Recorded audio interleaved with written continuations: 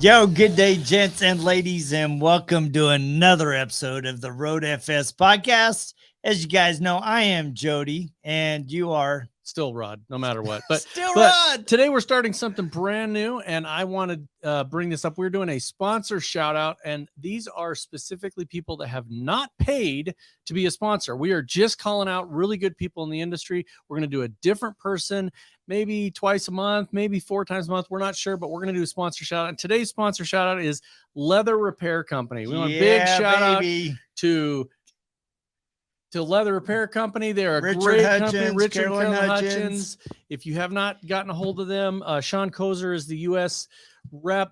They are a great company. So look up Leather Repair Company. Tons of knowledge and great products. So we're super excited because this is a way to honor and give back to people that are leading the industry. Because here's one of the things that I love about Richard. He's always giving you a thumbs up. Yep. And a big old smile, right? Yeah. And he also has a phenomenal Facebook group, which you and I have been invited to. And I'm telling you, if you want on hands, let me help you bring something to the table. Those guys really rally around each other and help you really dial in your craft of leather repairs. Yep. So take a look at them. If you haven't talked to them personally, they'll be at SEMA. I know they already booked their booth, and then they're always at MT, Southern Detailers Conference. They're all over the place. I think they spend more time in the United States than at home. So I think they're half American or adopted. Yeah, he's American. Honorary. He's honorary. My brother from another mother. We have the same hairdo. So. Yeah, no, he's awesome. So anyway, go check them out. And so we're really excited about that. That was Rod's brainchild. And sometimes every once in a while, something just comes out that's not crap. The cranium, man, the cranium is so huge. So today we have, as you can see, Kelly Mankin from Ake Ake Detailing, and you're here live in Boise, Idaho, and not in Hawaii. And we're going to get into all of that. But you were here for Sydney Brigwin's the Cruisin Hidden Springs car show, which was fantastic. Awesome.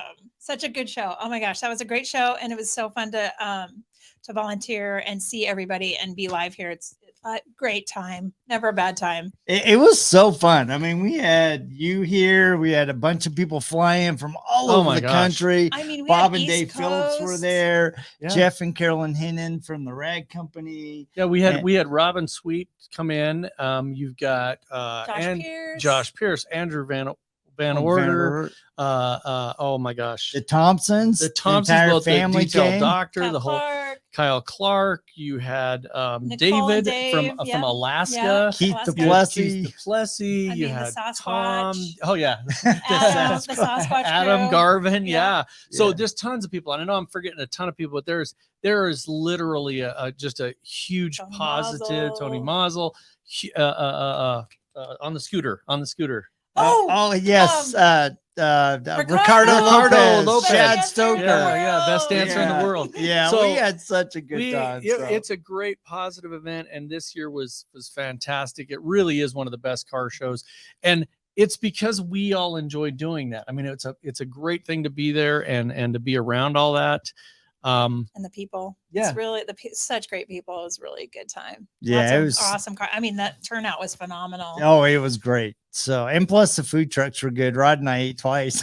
We did. And then we filled up, Little Steve. We tried to help Little Steve out, give him some donuts and the mini donuts. Yeah, he was loving the mini donuts. So yeah, it was good. Yeah, we tried to be, Jody was supposed to be the good influence. I was supposed to be the bad influence. So. And he spanked me on the RC car race.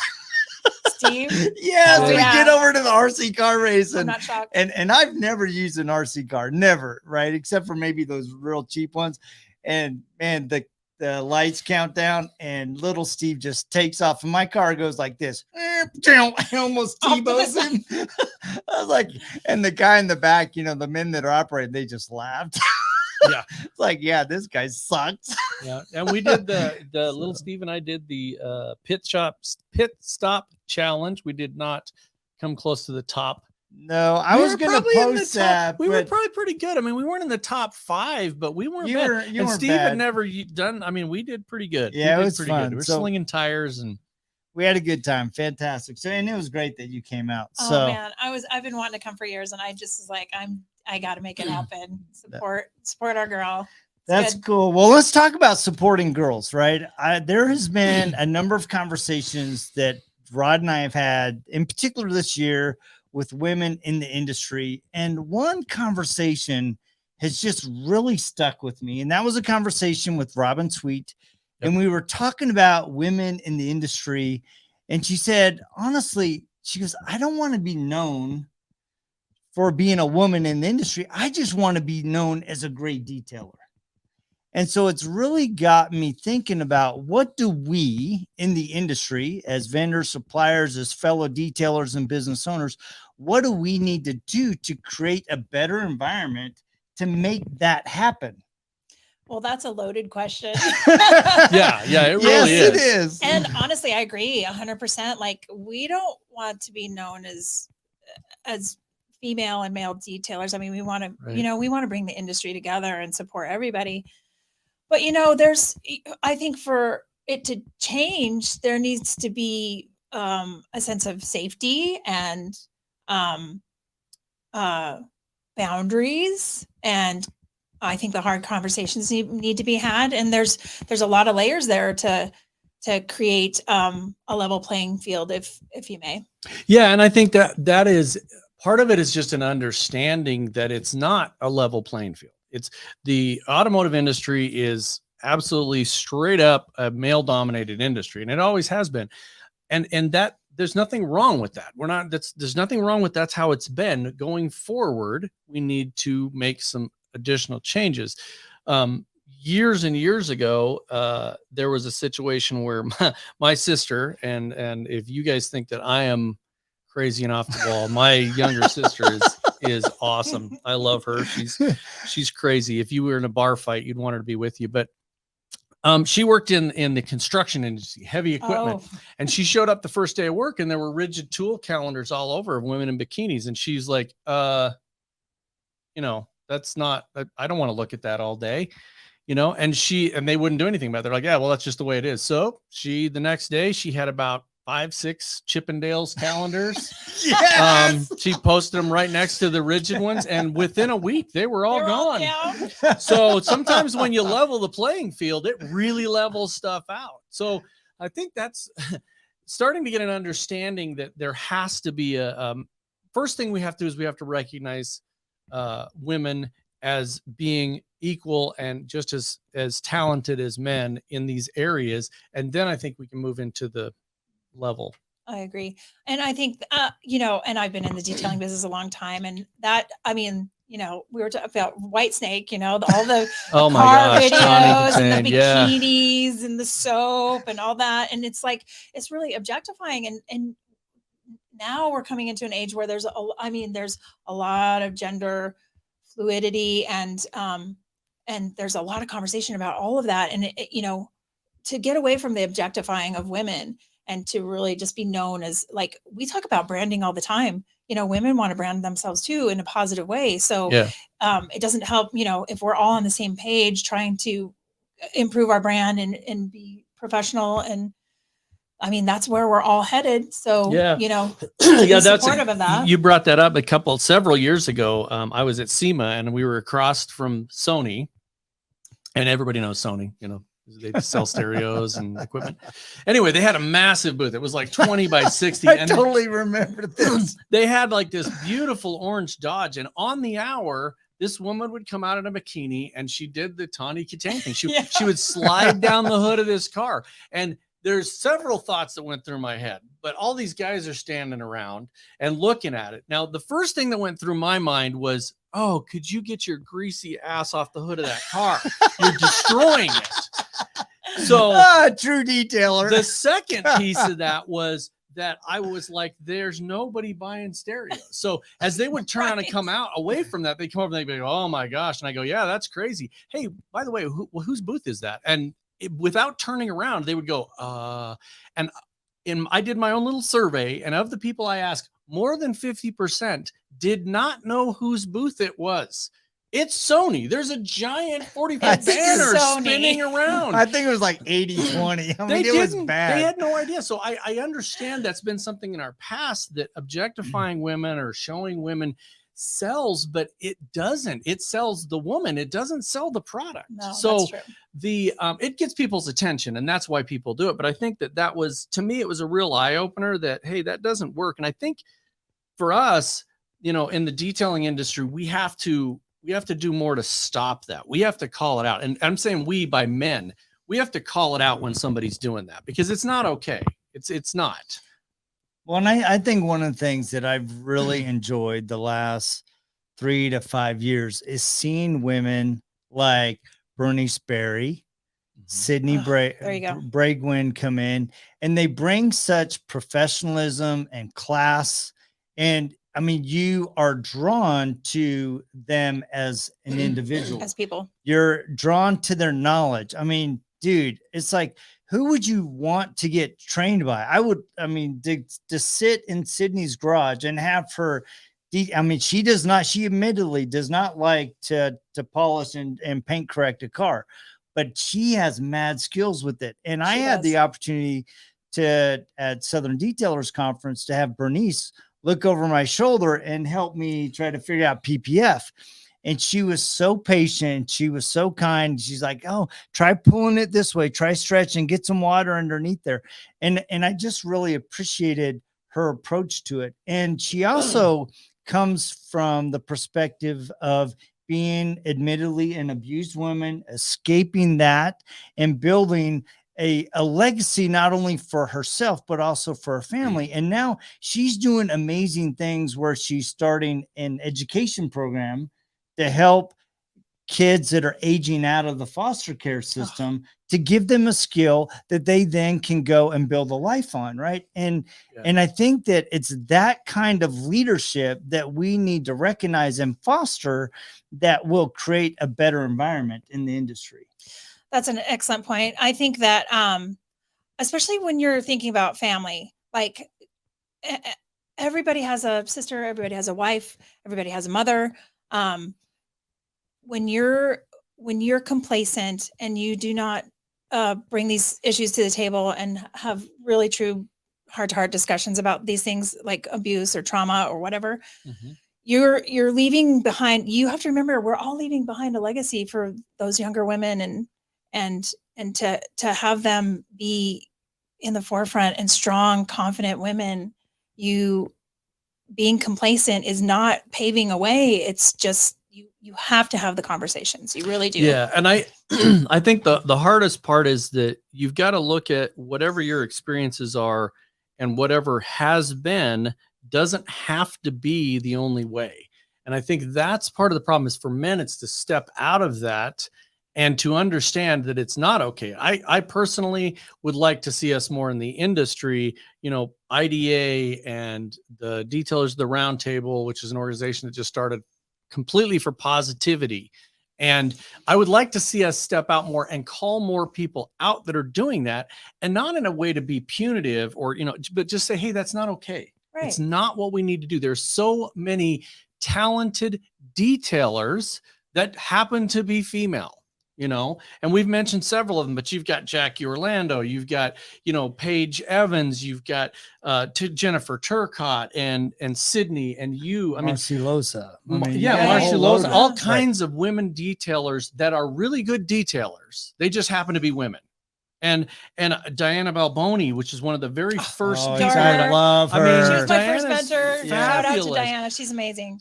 So, and I think there's more people that want to be involved. And it was actually very uplifting, but sad at the same time. Is the first time that I was at Air Force One, and Diana Balboni was the leader of the group that I was in. And we were working, and this young girl, about 10 years old, walked up to me and actually asked me, she goes, can women do this too? Can girls do this? And it was very uplifting, because I was like, oh gosh. And I went and grabbed Diana immediately, because I was like, you need to hear this from a woman. It doesn't need to be some gray haired old man. So, but the part that was sad gray hair. I think there is no hair. A little bit of gray hair. So the sad part was that she had to ask. Right. Yeah. She shouldn't have to ask. Right. You're so 100% right on that. And that's what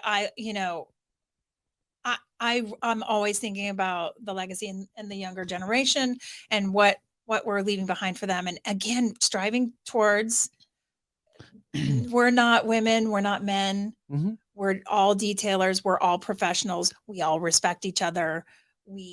If you cross a boundary, I'm going to have a conversation with you, and we're going to get on level ground. Yeah. And be respectful of each other. That's Mhm. really what and it's I about. think that's really important. I had a conversation literally just yesterday with my daughter. She's in an environment where she goes in and out of people's houses, right? And as she's in this one house, the father is kind of being flirtatious with her and a little inappropriate. And she's just like, Dad, I just gave him the cold shoulder immediately because I didn't want to give him any kind of indication that his Encouragement. approaches were appropriate, right? And I said, good on you. And then she just started telling more. She's like, yeah, I wasn't having none of that. And I'm like, that's awesome, right? Because Judy and I have been very purposeful in empowering our daughters to go, you know what? It's okay to say no. It's okay to set a bar of what you're expecting,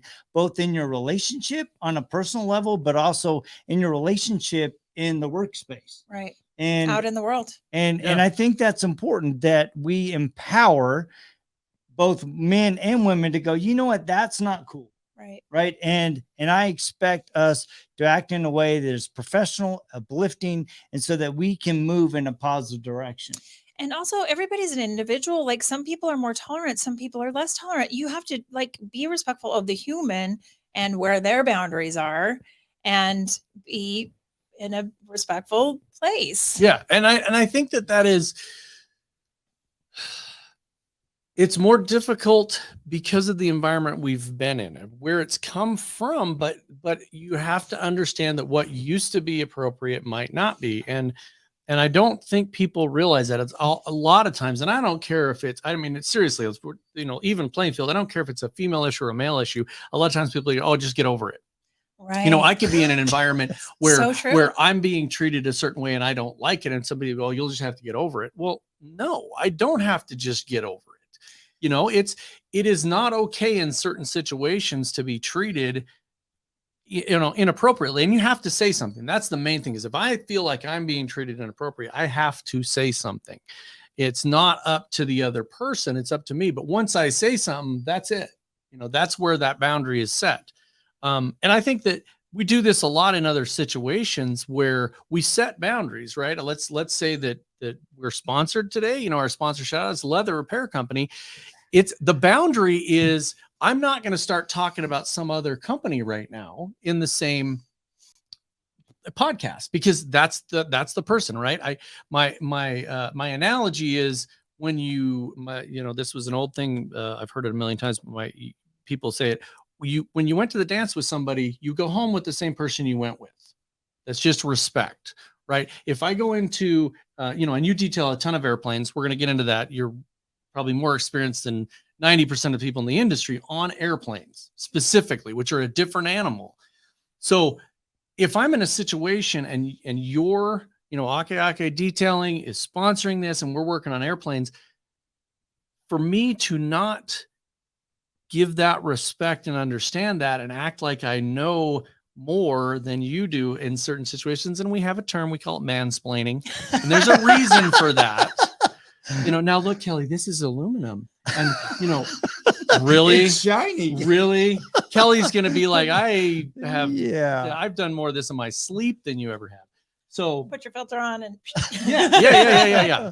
So let's talk about that a little bit. So some of the experience that you have that people wouldn't know that. I mean, they wouldn't know that you work in airplanes, just like they wouldn't know that I've done, other things in my life that I've done. So when did you start working on planes? How long have you been doing it?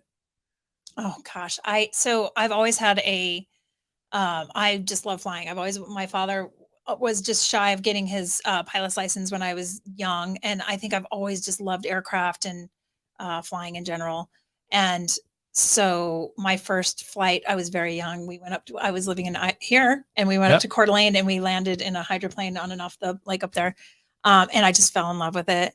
So once I started detailing, and you guys, I've talked about this before, when I started getting sober, I had a friend that had the helicopter pilot business in Hawaii. So I started with just detailing the 2-seaters and their personal planes. He had some experimental aircraft and things like that, where you don't need the high crazy insurance that you should never work without. Oh yeah. So they put me kind of as an employee, and I was under their hangar insurance. So I was highly insured, and it enabled me to be able to kind of get my feet wet. So that's kind of where I started, in just really their personal trainers, which were two-seat R22 Robinsons. Robinsons.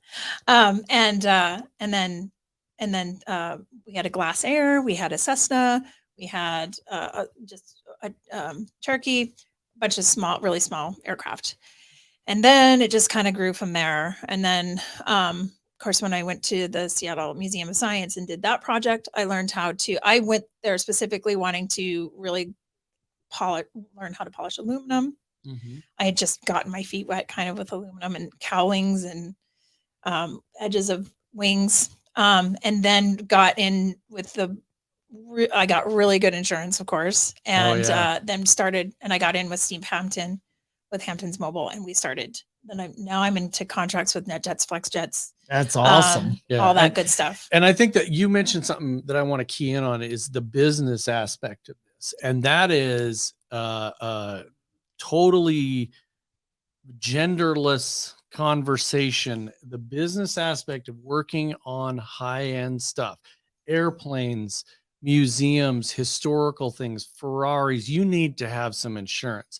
And I think a lot of people go into this and a big shout out.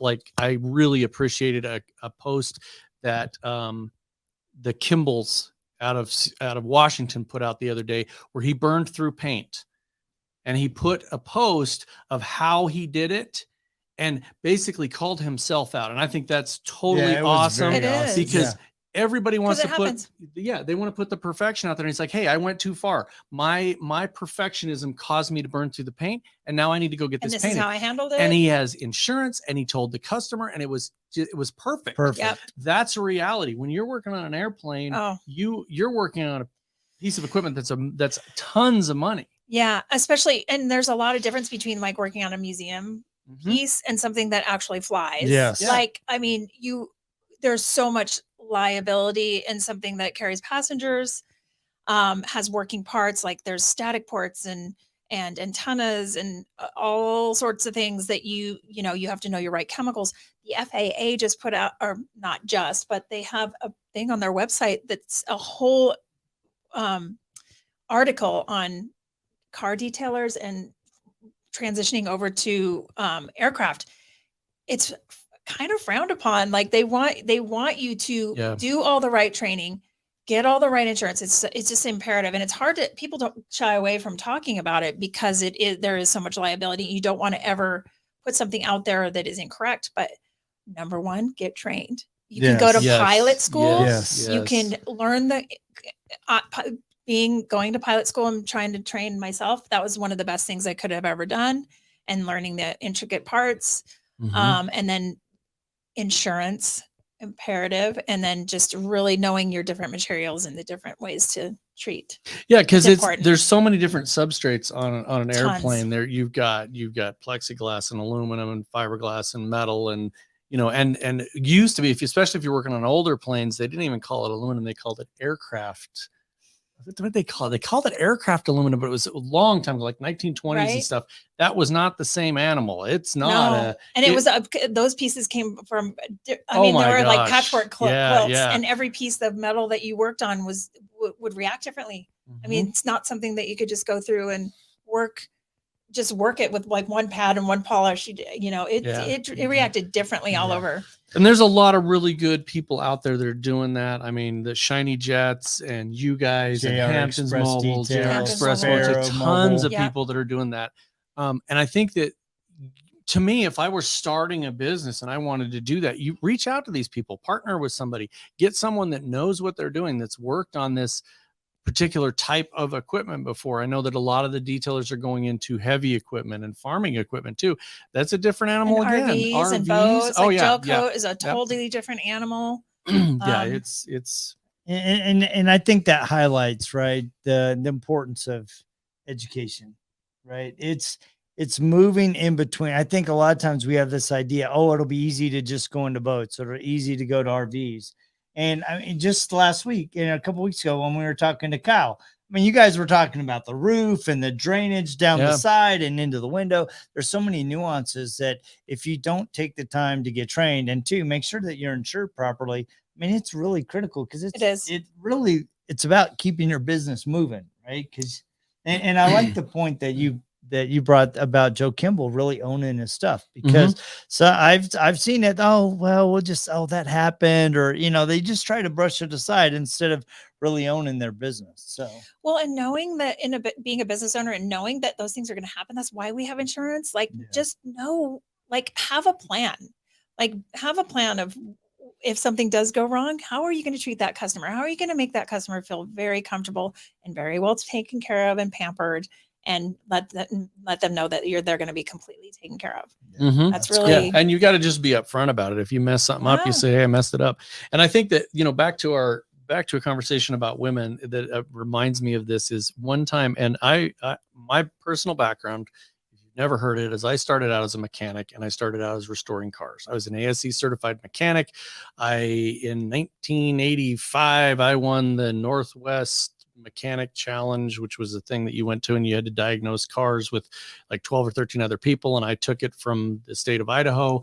I had a scholarship to Idaho State Technical School. I started being a mechanic. So I was heavily into the mechanical end of things. Painted cars, restored cars. So my wife, who I've been married to for 33 years, I met her, and it was because she blew up an engine. And I said, we were not dating or anything. Somebody just introduced us, and I said, I will help you rebuild the engine, but you have to help me. So I got her a little pair of coveralls, and she went from holding screwdrivers with her fingers and she got right in and did stuff. So we rebuilt the engine. She did, and she helped me rebuild the engine in her car. And then the rest is history. My mother came out like 3 days, and she's like, she's a nice girl. And I said, Mom, I got this. I got it, Mom. So it worked. You know, she owes me some money. She still owes me money for that motor. She's never paid me back. Anyway, so the long story longer, we went to a car dealership, and this car dealer was the typical male car salesman. And he looked at her, and he was like telling me technical data. And he's telling her, he's like, and if you look, the vanity on the passenger side, the vanity has a light. And she looked at him and was like, so does this have a lift kit on it? It was a Jeep. We were looking at, does it have a lift kit on it? Because I noticed it's got some gold shackles that aren't stock. And what's the motor? What size of the motor is this? And he was like, I don't know. It reminds me of my cousin Vinny. Yeah. No. She was like that. She worked with a bunch of guys, and they were talking about Volkswagens. And I used to off-road race Volkswagen dune buggies and stuff, and ran in the Bajas and did all that.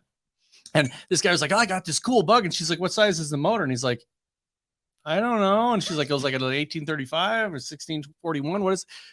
I don't know. Why are you buying? So you don't know your audience. You don't know your audience. You don't know your audience. You've got to, you've got to understand that people, you don't know their experience. You don't know where they're at. You don't know what they've done. And so when people don't know that, they are in any industry, you don't know the person that this plane that you're going to be working on, what their experience is. You need to learn about them. You need to be personable with them. You need to understand, oh, yeah, I remember last time and you were in with you liked giraffes. You know, how's that going? It's about relationships. Yeah. And I think that is the key to this, is relationships within the industry.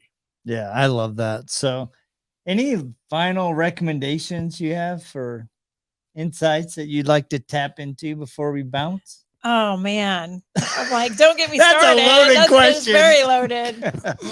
You know, I really believe in doing what you love and staying in something that when you do love what you do, you're putting something back into the world that is really positive. So just make sure you're doing something that really vibrates high in yourself and with people around you. And I mean, that's really the most important thing is again, going back to relationships and putting things back into the world and being a positive influence and being a leader and leading by example. I think that's really important. I love that. Yep. And one thing I wanted to mention before I didn't was Megan from Car Candy. That's another person that yes. Oh, just how do you not? businesswoman Yeah. that Oh, is just gosh. phenomenal. So I think that for me, and I know people that know me, I'm not religious, but I do believe in chi. I do believe in energy. Karma. I believe in karma, all those kinds of things. I can tell you that if I walk in a room and I sit down on the floor and there's a dog there, the dog is going to come up and love on me. Yes, because they I are. give out that energy. And I think that's the same thing. So I think probably the best thing for people is kind of what we call the golden rule, is if you just treat other people how you want to be treated, Yes. that is the key to this. Come on, It Rod. doesn't get any and my simpler than that. Say it like your daughter Okay, says I will it. say it like my don't daughter- say it don't- like I would say it. Yeah. Say it like your daughter would say it. Don't be a douche. Yeah. You know when you're doing it. Don't be a douche. That's a t-shirt. Don't be a douche. Don't be a douche. Hashtag I don't be a love that. douche. So, well, thank you so much for taking the time. I love hanging out with you Yeah, guys. Yeah. we had such a good time at the Hidden Springs Such a good car time. show. It's such a great time. And of course, we have to give a mad shout out Yep, to once our again, sponsor shout out. Leather Repair Leather Company out of Repair the Company. UK. Also in the United States, Sean Kozer. They have I can't go on enough about No, Richard. they're I love awesome. Richard and Caroline. They are so eager to help everyone that they meet. If you have any questions about leather or leather repair or how to fix anything that is actual leather or fake leather, like Alcantara, which is plastic, and I didn't know that until I met Richard. So Yes. absolutely get a hold of these guys. So, Yeah. and if you want to know how to become the sponsor on the sponsor shout out, it does not take money. You just have to be a good company, and you can call us up and talk to us. Yeah, And we we'd got love a to bunch coming represent. in. So we're super excited to have you. Thank you guys Thanks, for you guys. joining us. Guys, connect with our friend Kelly Mankin, Ake Ake Pro Detailing in Hawaii. I mean, I want to go there, not to have my car detailed, but to go whale watching.